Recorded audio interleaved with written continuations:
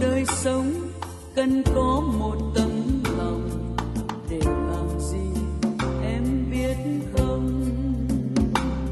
Để gió cuốn đi, để gió cuốn đi, gió cuốn đi cho mây qua dòng sông. Ngày vừa lên hay đêm xuống mênh mông, ôi trái tim đang bay theo thời gian, làm chiếc bóng đi giao lời dối gian. Living in this life, one needs to have a heart. What for, do you ask? It's to simply be carried away with the wind. Now, these are the very familiar lyrics of the song To Be Carried Away with the Wind by Vietnamese composer, very famous Vietnamese composer, Trịnh Công Sơn. These are also the guiding words of inspiration for a Vietnamese Canadian family who have been in a mission to lend a helping hand to underprivileged children here in Vietnam. Now, led by their mother, Đỗ Minh Hiếu, they have been here and been endlessly giving their endeavors out in order to make a difference and also to bring a brighter future to the children here in their home country, Vietnam. We'll get to meet them in the following report. The Dreams Fulfilled Relief Organization, DFRO, is a non-profit organization founded by Hiếu Minh Đỗ, an ambitious woman with the desire and devotion to make a difference, making changes to touch the lives of children living in Vietnam. DFRO aims to help underprivileged children in poor urban districts and remote rural areas, offering them the opportunity to reach their full potential. Since the inception of DFRO in November of 2007, together with DFO members, Hiếu and her 3 children, Teresa, Albert, and Richard, have conducted 6 cross-country trips to implement humanitarian aid programs in health and education and constructing vocational training institutes. This Canadian family of Vietnamese origin has been trying hard in order to offer Vietnamese children the opportunity to attend school and have the adequate resources in the school system. They all hope their efforts will make a difference and build a brighter future for many children here in Vietnam. Thank you very much, Hiếu and Teresa, for coming on to the show today. Now, I understand that you both, as well as the family of 4, are here in Vietnam on a charitable mission, cross-country. Now, tell me, what is the main focus for your trip this time? Our main focus for this trip is to provide a long-term scholarship award to the poverty-stricken students in Vietnam. Mm-hmm. How has it been going so far? Where have you been going? Well, right now we're in the northern Vietnam part, and we started our program in central regions, and so we traveled from Nha Trang to Hội An to Hue, and then to Quảng Trị, Quảng Bình, and then we made our way to Hanoi. Mm-hmm. Now, this charitable mission is it's part of your organization, Dream Fulfilled Relief Organization, also known as DFRO. Could you tell us, Hiếu, how was this organization created? DFRO is a not-for-profit organization founded in Ontario, Canada on November 30th, 2007. We were also granted a license as international non-governmental organization to operate in Vietnam on August the 5th, 2008. Our mandate is international poverty relief. Mm-hmm. Because I'm Vietnamese, so I have chosen my homeland to start a project in order to help my people first. I'm mother of 3 children, so I love children. And children are innocent, and they are also the future of every country. They cannot protect themselves, so they need help from us. And like every child was born equally, but they don't have the same face. Exactly. So that's why we are here, and we want to help especially the children in Vietnam, to have a better future. First project, DFRO's first project, you said the license was granted in 2008, and that was when you started this whole process of life-changing projects. Tell us about the very first one. Our first project is included transforming the damaged garage to a massage therapy clinic center for the Hải Phòng school for visually impaired children in North Vietnam. From this massage therapy clinic center, the blind kids learn for the skill training, and they could have career, and they could provide food and every basic needs for themselves, and they also bring more income to the school. Exactly. And in doing this project, we also provide the special books to the visually impaired children, and we also given 3 years food supplement to 102 students. This massage clinic at the School for the Sight Impaired is a DFRO project in Hải Phòng.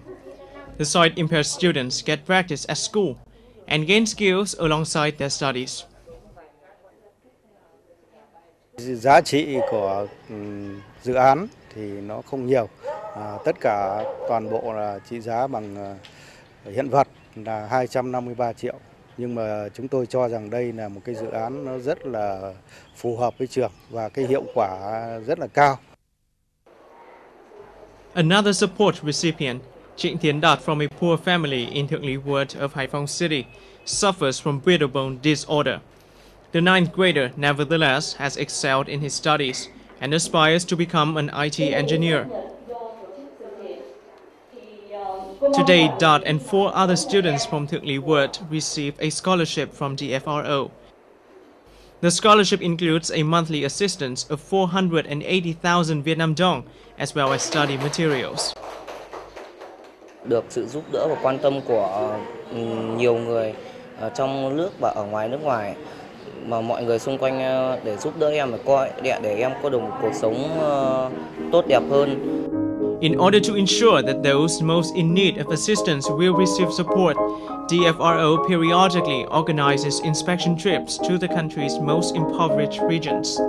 Since the organization started conducting such trips in January 2008, nearly 1,000 children from 15 cities and provinces have been provided with various means of support.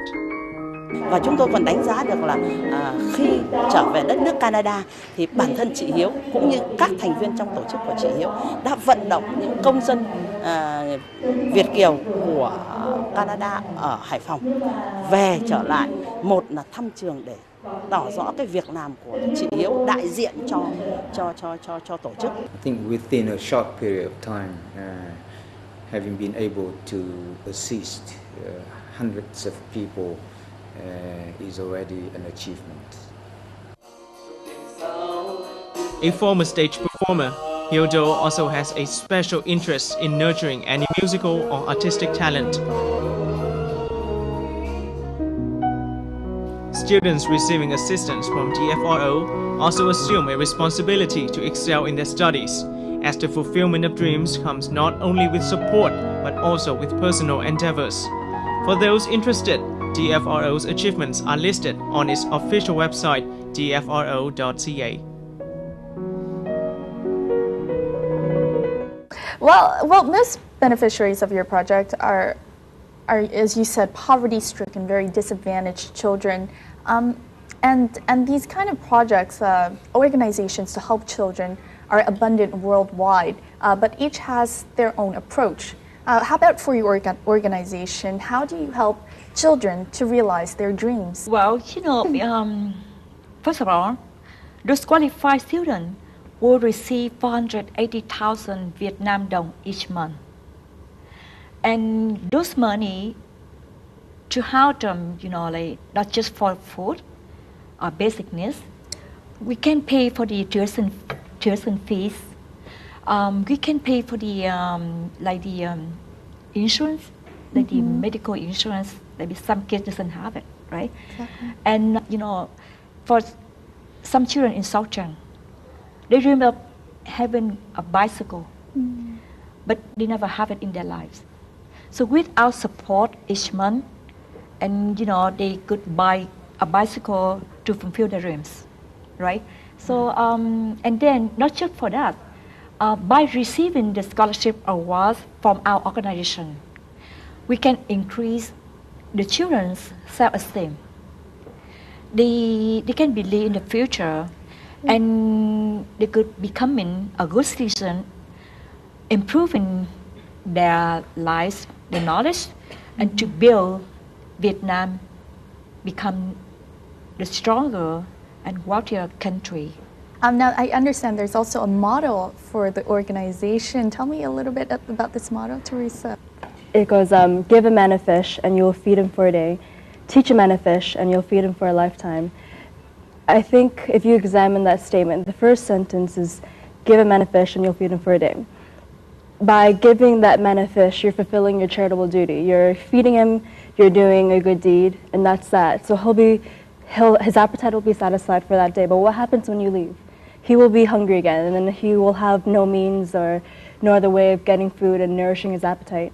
And yet, if you teach a man to fish, not only will he be able to sustain himself once you're gone, he'll be able to transfer that knowledge onto other people. And so that motto not only fits with what we do as an organization, but it's, I don't want to say better, but it's a much more efficient way of bringing about change, because as an organization, our mandate is to help children.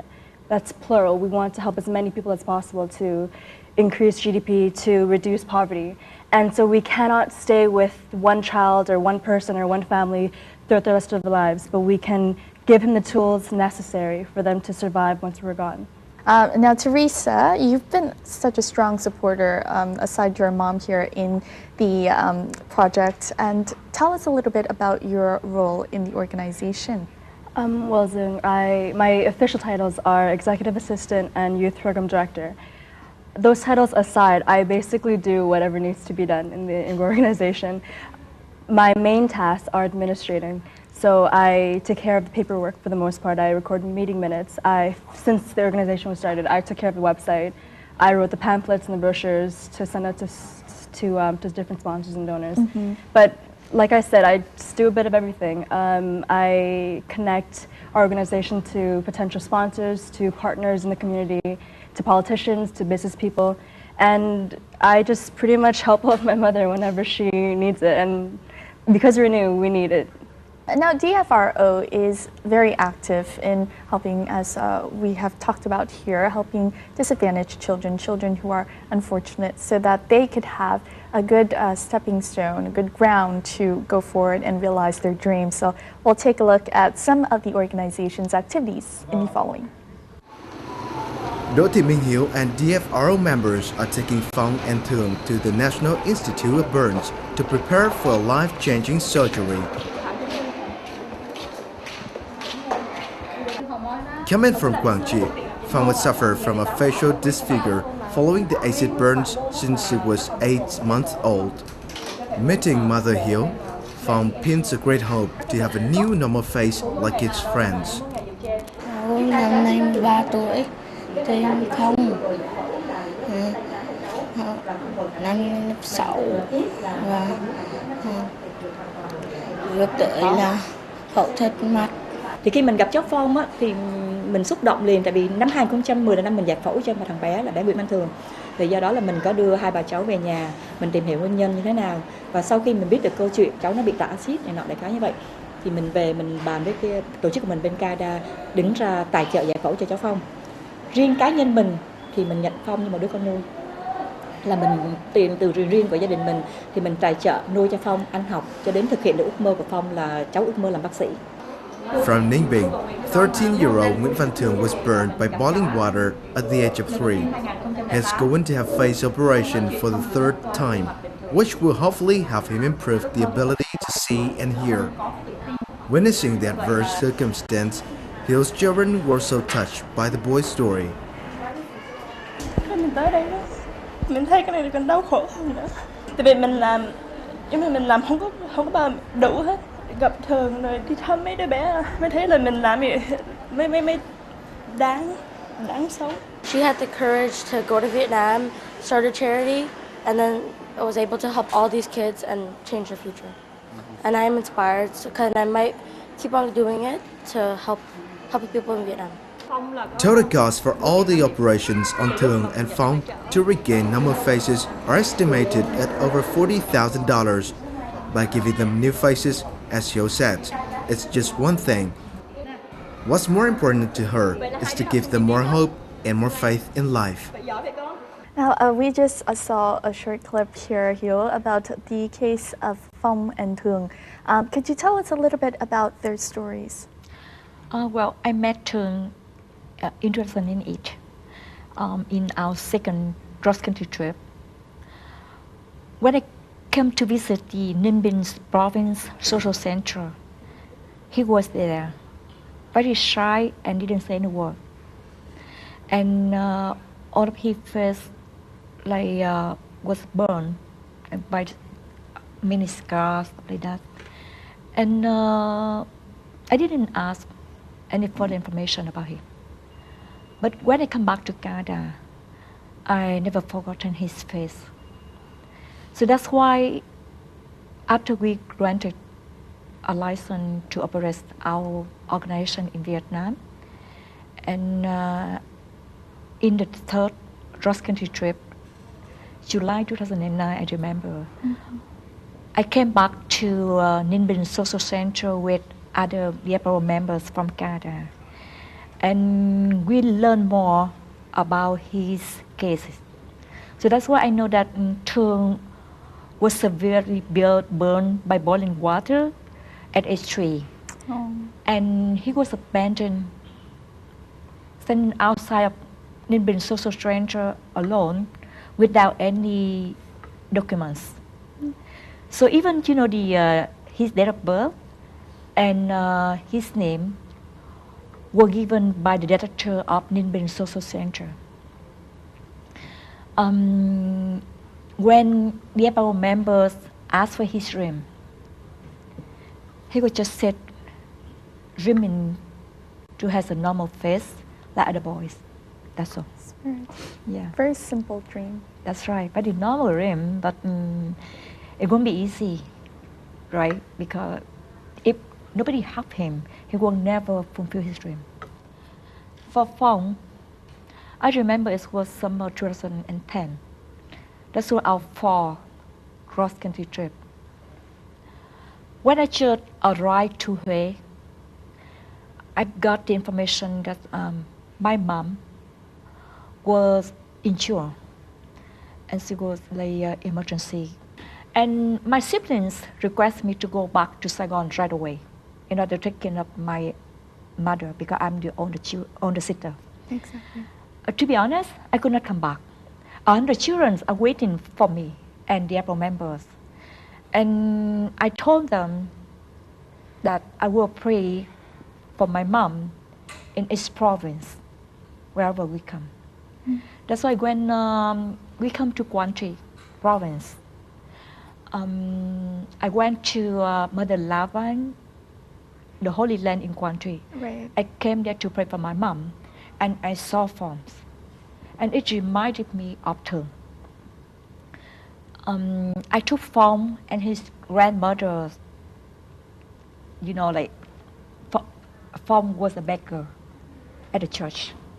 And his grandmother was also there with him. They're doing the same job.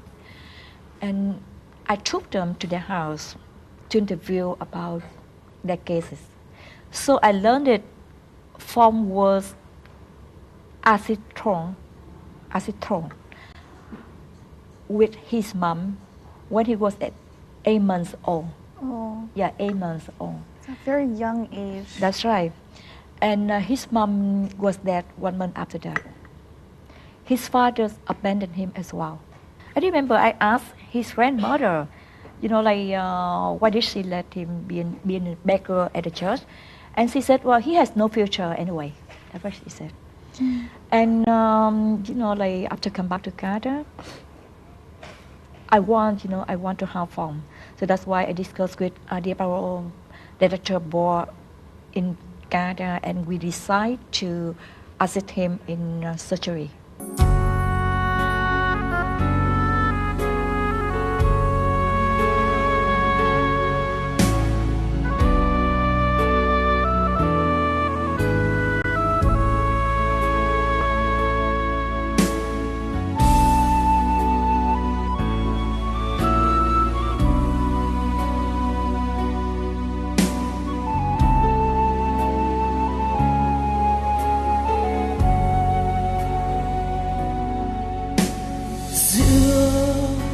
Phố đông người, một đứa bé đơn côi, hoang mang lạc loài không biết lối.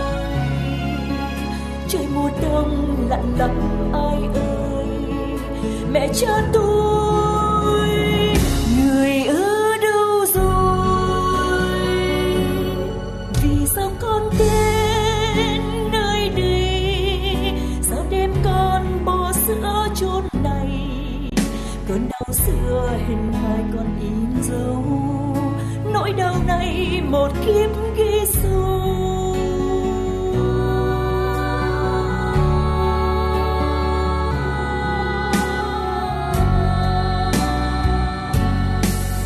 Ôi cơn mơ một ước mơ bình thường, mơ yêu thương dìu con bước trên đường. Qua bao đêm lệ tràn trong bóng tối, như thương vì một mái ấm xa xôi. Xin cho con tuổi thơ có tiếng cười, xin cho con được sống giữa tim người. Tin cuộc đời con tình yêu đưa lối, sau đêm dài là ăn thái dương soi.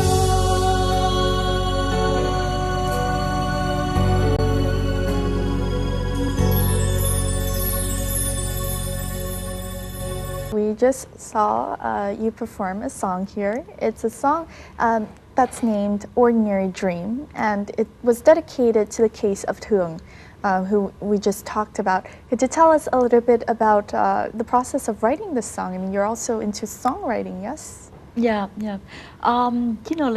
For Thương song, I was inspired to write this song by his real life story. So to be honest, it's very easy to me to write that song because it always in my heart. And to every musician, if they live with that, and it should come out easily, out a little lump sum, in order to have to. Yeah. So I've been writing many songs about charitable songs, about 20. Totally, in my song were written, I think, about 50 or 60 songs so far. Đường đêm khuya vắng lẻ loi, bóng em thơ lạc lõng bên đời. Có gió bên hiên, nhà người đầy lạnh gió, khát khao ngày hạnh phúc đã bay xa.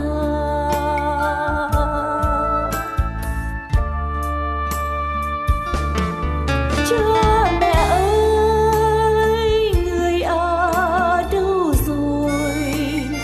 Mái ấm một thời, giờ là giấc mơ thôi. Trời cao hỡi có hay, một thằng bé đan dày, giọt lệ chảy đêm nay, thầm mơ ước một ngày. Yêu thương đến trong tay, một mái ấm sum vầy, tình người tràn nơi đây, đời thôi hết lất lây. Ôi nỗi đau nào chờ sẽ tim tôi, một đứa bé đơn côi vật vã giữa dòng đời.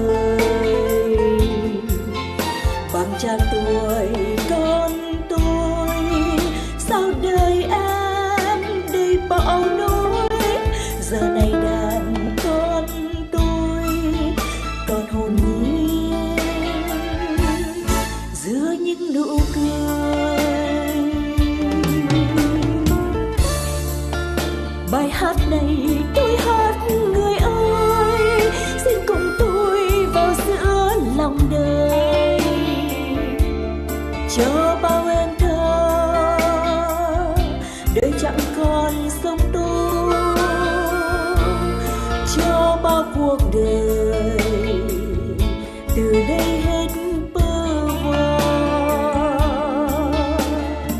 Xin người mở rộng vòng tay.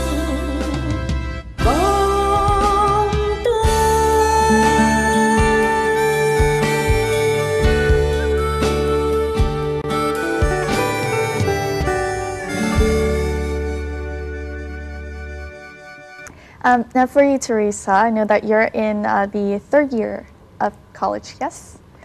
How has this whole experience of being next to your mom, helping her out in the organization, traveling throughout Vietnam, meeting all these children who are at a disadvantage and being able to lend a helping hand to them, how has this whole experience kind of affected you? It's definitely been humbling.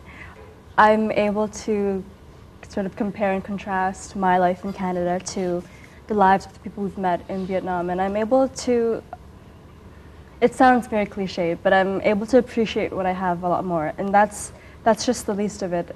Here I've learned a sort of endurance and inner strength that I never would have achieved on my own if I were to stay in Canada and not have gone on this trip. Just the will that you need to go day to day and to travel far and wide within Vietnam and to go into the really deep regions, which is the reason why I got sick. Just having that it's such a life lesson that you really can never learn in books or in school.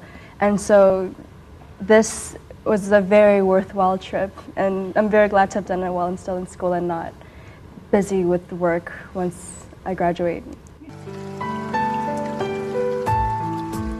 At 20 years old, Ching Teresa Do is an undergraduate studying journalism at Ryerson University in Toronto of Canada, where she was born.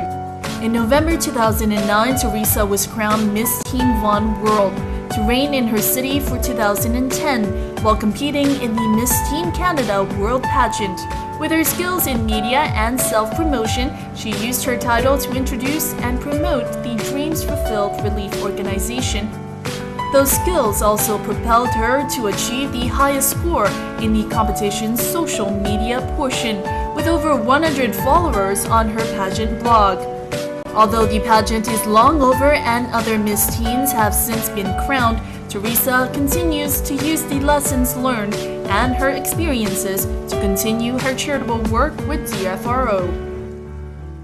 And I understand that back in 2010, you were crowned Canadian Beauty Queen, or Miss Teen Von World 2010. Could you tell us a little bit about this experience? It was a big surprise, to say the least, because the night of the crowning,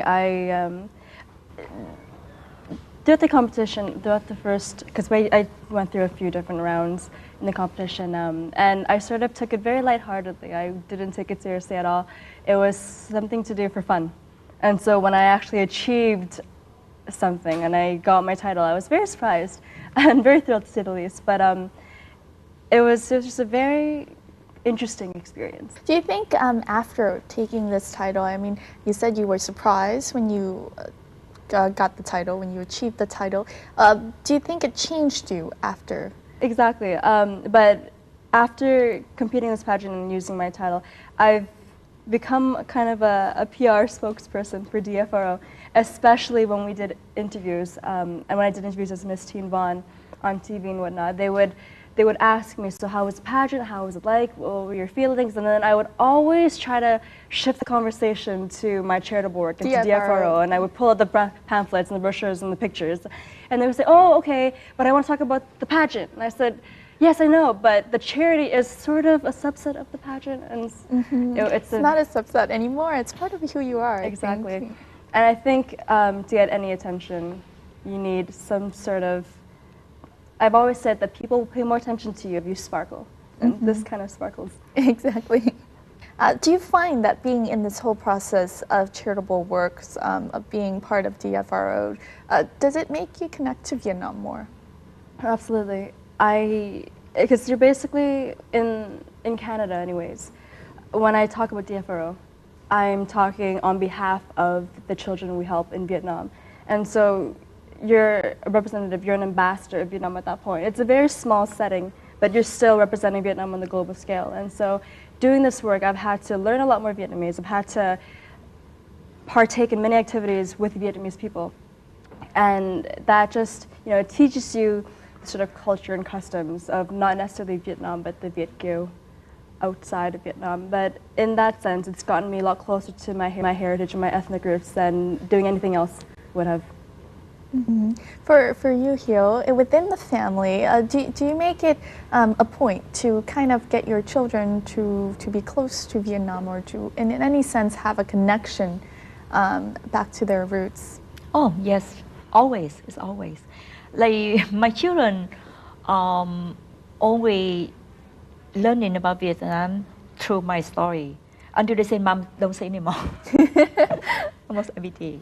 I thought about, how did my parents raise me up, with all, even I got hit from them up to age 22. My father still hit me up to age 22. So they said, no, it's not in Canada, right? Anyway, like, I teach them following the Vietnamese culture. Teresa had to work, in a household work at age 1. Wow. Yeah, so whatever What did you do at age 1? Do you remember? Like, yes, every morning she had to clean the table. Oh. Like this. I train my children to be, being responsible person, and how to rely, the lucky they have, by living in Canada, but they still had to learn, because Canada is a multicultural country anyway. Yes. They always encourage any immigrant to keep their own culture. Exactly. And we blended our culture with Canadian culture. Mm-hmm. So that's the good country that to live. So everything I teach Teresa always said, okay, you are Vietnamese, you have to do this, you have to do that. Especially like tin học lễ hậu học văn. Like in Vietnamese code already have that. And I always, actually, in our family before, we always eat Vietnamese food. I always cook Vietnamese food. And I always teach Teresa, how to become a Vietnamese girl. And sometimes she told me, "Mom, I'm Canadian. I was born in Canada." I said, "No, you was born in Canada, but you had Vietnamese blood." So that's why you have to learn, being a Vietnamese woman, because the Vietnamese woman is different to Western woman. Mm-hmm. Getting together and cooking Vietnamese food has always been a fun-filled time for Hiếu and her children. Hiếu loves cooking traditional Vietnamese food and is always eager to teach her kids how to cook. She believes that Vietnamese dishes will give them a good connection to the traditions and culture of their homeland. Tôi rất là thích nấu ăn, phải nói là yêu luôn đó, phải nói. Tại vì đối với tôi thì nấu ăn nó là một cái nghệ thuật. Khi mà làm bếp ấy, thông thường là tôi hay gọi mấy cháu là mỗi đứa làm một cái, ví dụ như là nhặt rau hay là bỏ giá vô, đại khái như vậy là mấy cháu nó phải phụ. Khi mà nó yêu thích món ăn Việt Nam thì nó sẽ tìm hiểu cách nấu ăn Việt Nam, đúng không? Thì cái giống như là chính vì qua đó mà cái tên của Việt Nam luôn luôn ở trong lòng tụi nó. Despite being raised and educated in Canada, Teresa enjoys preparing and enjoying Vietnamese traditional food. She's always excited to have a mother with the cooking, especially whenever her mother finds a new recipe to enrich the meals with traditional food. I absolutely love Vietnamese food, so whenever my mom does cook Vietnamese, it's always fun. Especially when she makes spring rolls, because it becomes a family activity. We sit down and we work together to create this one dish. Cooking Vietnamese food is a really very strong effort to kind of keep our ethnic heritage alive. Every now and then, Hiếu collects books, films, and any materials about Vietnam she can have, and use that to teach her children about Vietnam and the Vietnamese language. Tôi giáo dục con tôi về Việt Nam qua giống như là báo chí tôi coi, ví dụ vậy những cái hình ảnh đứa bé Việt Nam nào giỏi tôi đưa ra cho các cháu, hay là những cái news về Việt Nam, hay là bất lần TV mà của ngoại quốc nhưng mà nó chiếu về Việt Nam thì tôi cũng gọi con tôi ra coi, nó là như vậy. Và hội chợ Tết này nọ tôi đưa đến để cho nó nhớ lại cái truyền thống Việt Nam. Và ngày Tết của trong gia đình mình thì vẫn có trưng bày y chang như Việt Nam, cũng hoa mai, hoa đào, cũng bánh chưng này nọ, và tất cả món ăn thì hầu hết là Việt Nam rồi. Thì tôi nghĩ đó là cái hình thức để mình nhắc nhở con mình đó là người Việt Nam. Despite living in Canada, the children of Hiếu are fluent in Vietnamese. Hiếu said she insists on two most important things in educating her children, being Vietnamese and absorbing Vietnamese culture in the work and life. How do you find cooking Vietnamese food or eating it? I absolutely love Vietnamese food. It's so healthy. I never used to think so because when you're a kid, especially over there, there's McDonald's, there's Burger King, there's KFC. I don't want any veggies. Exactly.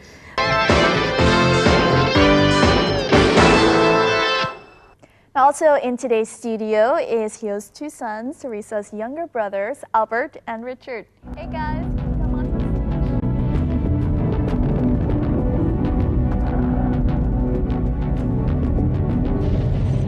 How are you guys today?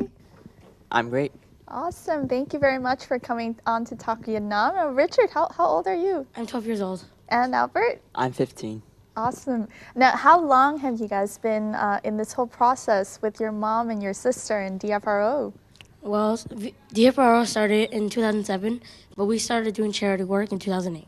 What was your very first project? I think our very first project was simply just putting the donation boxes together and dispersing it around Ontario. What do you think of participating in the work and kind of the charitable work with your mom and your sister and the whole family? Well, at first, I thought it was kind of boring. But then after we started doing it and I came to Vietnam, I realized what our work has gone to and how all these kids have been supported by DFRO. How about for you, Albert? It's a really great experience. I mean, at first I didn't really appreciate it that much, and I didn't understand how it was that important because I was little, and all I cared really was watching TV and little things like that. But after I realized, entering grade 7, I realized lots of people around the world need help, and instead of doing nothing, it's better to do something. So at the end of the day, at least you did, even though it's small or meaningful, it means still a lot. But for you, Albert, meeting the children, what do you think? I mean, you've kind of heard about the charitable works, about what your mother, your sister, and even your brother have been doing, and now seeing it for yourself, how different is it? Well, meeting the children are basically the same as kids in Canada. They want to have fun, they want to live a good life. So seeing that, meeting them, it's just like a feeling that you want to help. You want to help them have the life that you had. And as they get older, they can have a normal life like you did. So it's kind of a responsible feeling, like it overtakes you. What have you guys done so far as part of the organization? Well, what we've done was, of course, we started first in Canada.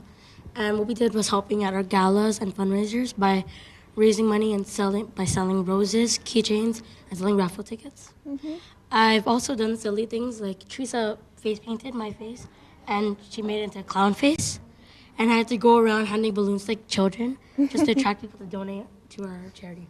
Exactly. Wonderful. Cool. How about you, Albert? Well, agreeing with Richard, I've also helped with that. Any clown faces? No, but we've actually started this last year, but we started a golf tournament, which helped bring in lots of funds. And I helped the golfers get ready to go out on the course, and I also helped sell things during the actual dinner too. So small things, but at the end of the day, they give their own value. Thank you very much, the whole family, for coming on to Talk Vietnam. As part of kind of wrapping up the show, I know you three are notorious for sometimes, occasionally, bugging and driving your moms nuts with singing and your songs. And I know you prepared a little bit of something for today. So could you possibly share with us what that is?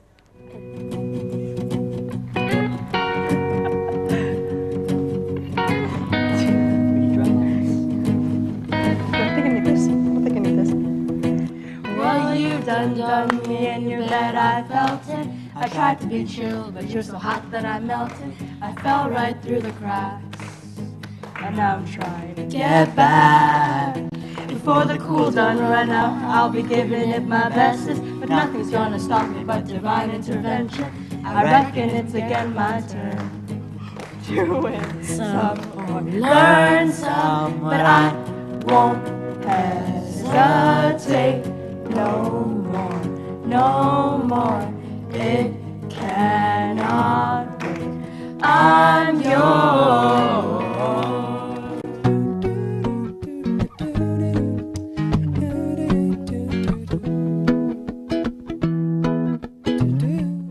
I've been spinning way too long, checking my tongue in the mirror and bending over backwards just to try to see it clearer. My breath fogged up the glass, and so I drew a new face and laughed.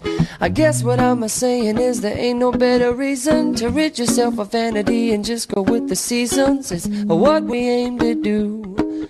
Our name is our virtue. I won't hesitate no more, no more. It cannot wait.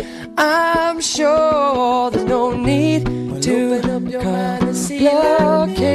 Our time is short. It cannot wait. I'm yours. No, I won't hesitate no more, no more. It cannot wait. I'm sure